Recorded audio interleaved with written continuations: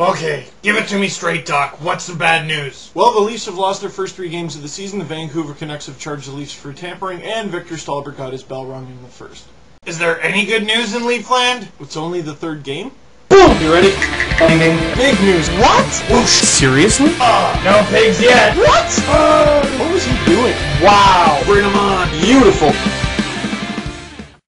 Leafs lose 2-1 to the Ottawa Senators, and despite the close score, it wasn't exactly a close game. Oh, it was at the end, as is often the case with the Leafs season when they turn it on in March. Partway through the first period, Victor Stalberg comes into the Ottawa zone and Anton Volchenkov levels him. Now, we sat on the bench for a bit, mainly just to say, "What happened? Has anybody seen a truck with Russian plates?" And he ended up missing the rest of the game. Jonas Gustafsson making his first Toronto Maple Leafs start, first NHL start, that's good news, right? Well, yeah, but here's the help he got. On the first goal, not only was Ian White bumped into him, but it may have been a high stick. Now, we can huff and puff and boo the ref down, but ultimately they declared it a goal. And it's very difficult to make a save when one of your own defensemen has knocked you on your ass. At the time, it didn't seem that bad because, well, it was only 1-0. But with Mahan Mahalik screeching in, Luke Shen tries to stop him, kind of from behind, high sticks him in the face, gets 2 minutes, and there's a penalty shot. And because Mahalik was too hurt, Alfredson took it, and Alfie caught Gustafsson a little flat-footed. I've never understood what that even means. I mean, look.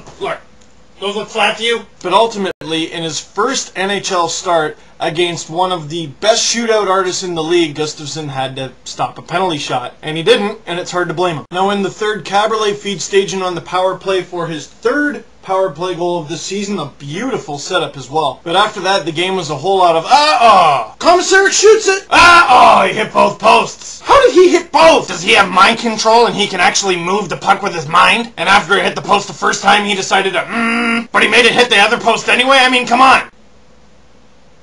I think you need more sleep. What? And after a shot by Caberlet in the final 5 seconds of the period, that was it. A 2-1 regulation loss. The Leafs grab 1 of a potential 6 points so far this season. Ron Wilson summed it up best after the game. Looking dead into the camera, we stunk.